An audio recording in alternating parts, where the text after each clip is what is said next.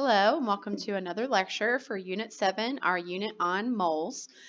Before you watch this video, I would make sure that you have watched the lecture for calculating empirical formulas. That was our part 1 to this video. You also need to know how to do one-step mole conversions as well as multi-step mole conversions, and you also need your Unit 7 book. So the great thing about your Unit 7 book, it already has all of your notes in it. So the notes for empirical and molecular formulas start on page 13.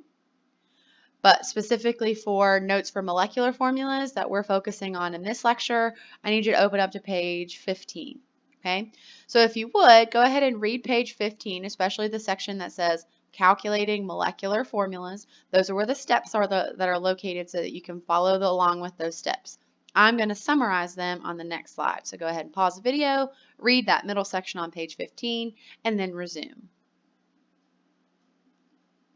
All right, so on page 15, it gives you 3 steps, but I kind of always see it as one big key word to recognize. So when you have a problem that says calculate the molecular formula, anytime you calculate the molecular formula, I use the trick MM over EM. This is what you're doing. You are going to divide the molecular mass by the empirical mass. And you're like, why are there 2 different masses? I don't even know what these words mean. What's going on? Okay. The molecular formula is a whole number multiple of your empirical formula. So what we're trying to do is find that whole number that we can distribute into the empirical formula. So good news for you is this molecular mass will always be, this will always be given to you in your word problems, okay? The empirical mass is what you have to calculate. And you're like, great, but what's the empirical mass?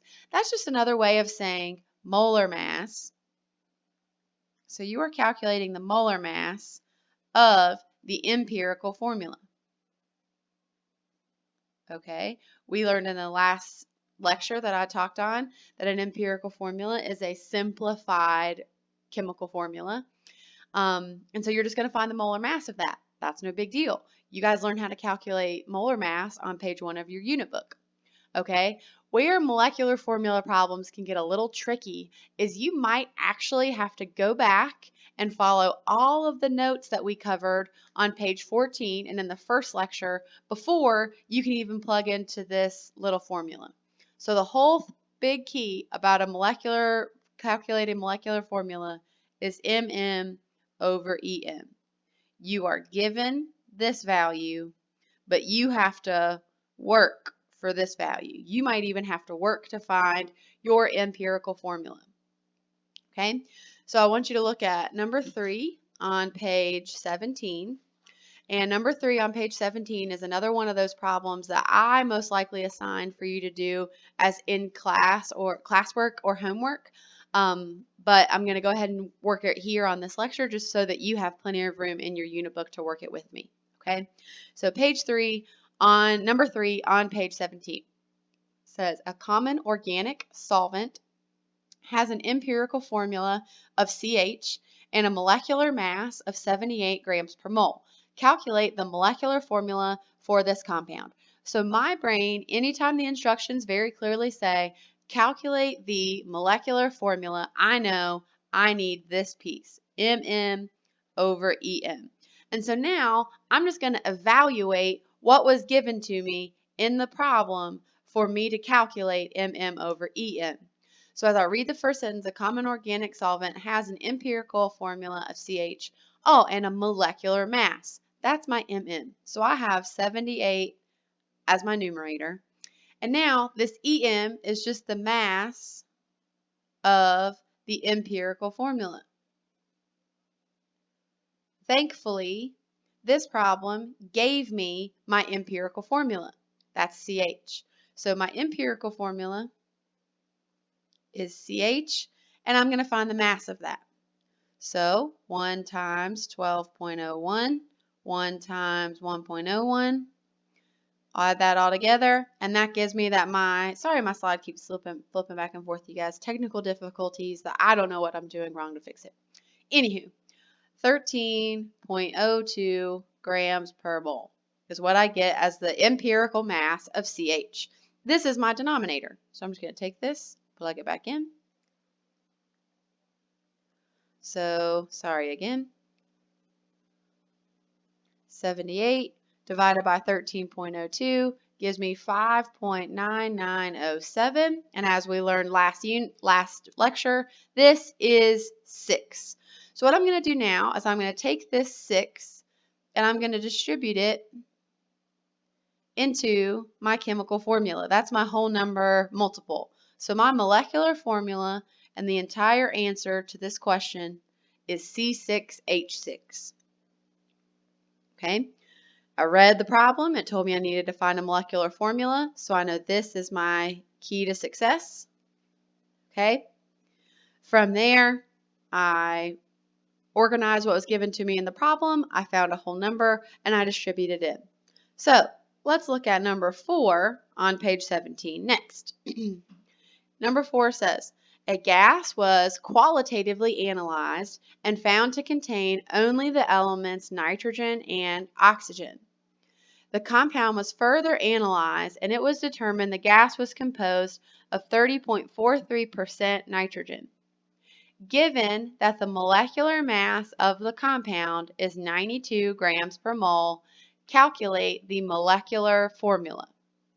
All right, I see my instructions. Calculate the molecular formula. And I know that I need MM over EM. So I read my problem again, right there in that same sentence, given that the molecular mass of the compound is 92. So there's my numerator. Do we have an empirical formula this time that I can just very easily calculate the empirical mass? The answer is no. Okay, we are given percent composition data, and I know 30.43% nitrogen is the same thing as having 30.43 grams of nitrogen, and the only other element in this compound is oxygen. So 100 minus 30.43 gives me that I have 69.57 grams of oxygen. Okay, are you starting to see the pattern here? So it's giving me the data that I need to calculate the empirical formula that I can find the mass for. So I'm going to go grams to mole, 1 over 14.01, 1 over 16, and this gives me 2.17202. This gives me 4.3481. And if you think that I'm just making up what I'm doing, again, please go back and look at your notes in your unit book, or at least go back and watch part 1. All that I have done so far is complete step number 1 of calculating an empirical formula. Step number 2 says to divide by the smallest. So let me put that in a different color. So I'm going to divide by 2.17202. This gives me 1. This gives me 2.000. Thankfully, those are both within spitting distance. And this tells me that my empirical formula is NO2. Very good. Now that I have an empirical formula, I can finally complete the problem and find the empirical mass. So 1 times 14.01 plus 2 times 16, and that gives me 46.01. Oh, sorry about that, y'all. And that is my empirical mass. So I'm just going to plug that in.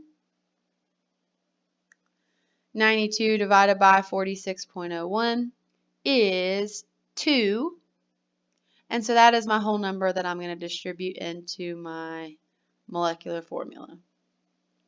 So that gives me N2O4, and this is the entire answer to the problem. So the instructions did not explicitly tell you calculate the empirical formula. then calculate the molecular formula. That's just something that we had to intuitively know that we needed. So if you are very overwhelmed, I would like for you to go back, make sure you're keeping your unit book out next to you as you're working these problems, but you need to practice. Practice, practice, practice is the only way that you're going to master this concept. So to do that, you have extra practice problems. Let me clear this slide of ink. Okay, so there are practice problems that you should go and complete on your own and check with your chemistry teacher. Practice problems are on page 18, page 19, page 20, and then the entire study guide for the Unit 7 study guide is on page 21. And this is an excellent study guide because it walks you through every type of problem that we've worked in this unit, and you have it's just a good way for you to go back and make sure that you know how to work application-based problems. I would do this. I would do the study guide on a separate sheet of paper just because there's no way that you're going to have room to work and show all the work that you need to show. Because if you know anything about your chemistry teachers, is that we're very partial about you showing your work and your answers with all of your units and things that you need. So if you still need help on Unit 7 after going through and watching these videos and trying to work problems on your own, go and see one of your chemistry teachers. We'd all be happy to help you. Best of luck getting ready for Unit 7 tests, because up next is stoichiometry. So you have to have Unit 7 completely mastered before you move on and watch Unit 8 videos. Thank you very much. Good luck.